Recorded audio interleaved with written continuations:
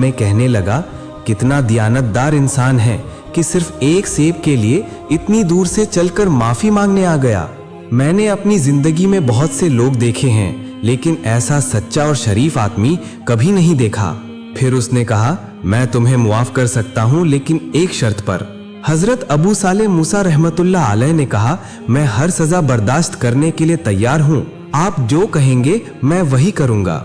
उसने हल्की सी मुस्कुराहट के साथ कहा, चंद साल तक मेरे इस सेब के बाग में तुम्हें मजदूरी करना होगा। जब तक मैं मुआफ ना करूं, तुम्हें यहीं रहना होगा। हजरत अबू सालेह रहमतुल्लाह अलैह ने कहा, मैंने चूंकि गलती की है और अल्लाह के हुजूर मुझे जवाब देना है, इसलिए जब तक मुआफ ना हो जाऊं, मैं आपकी ये शर्त कबूल करता हूं। फिर अगले दिन से वो सेब के बाग में काम करने लगे। दिन पर दिन गुजरते गए। दरख्त के मालिक को उनके अखलाक और किरदार ने हैरान कर दिया। वो तन्हाई में कहने लगा, या अल्लाह, ना जाने ये लड़का कौन है।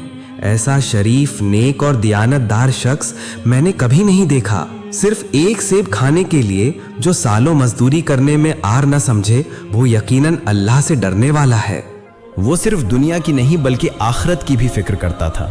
ये कहने के बाद वो वहां से चला गया। इस तरह कई साल गुजर गए।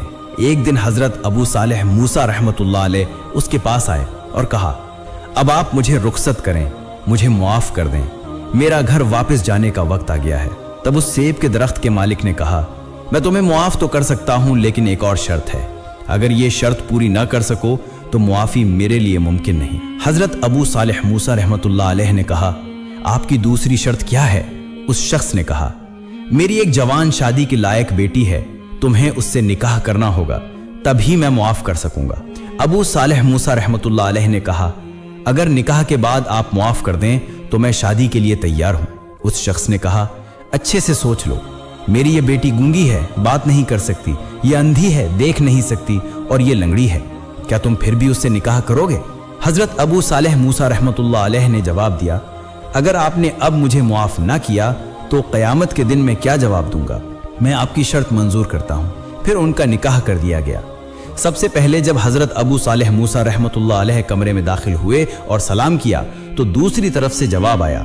ये आवाज सुनकर वो हैरान रह गए और सोचने लगे, ये लड़की तो बोल नहीं सकती, फिर सलाम का जवाब कैसे दिया? वो कमरे से निकलकर ससुर के पास आए और कहा, आपने कहा था आपकी बेटी गूंगी है, तो फिर उसने सलाम का जवाब कैसे दिया? आपने तो मेरे साथ खिलाफे वादा किया।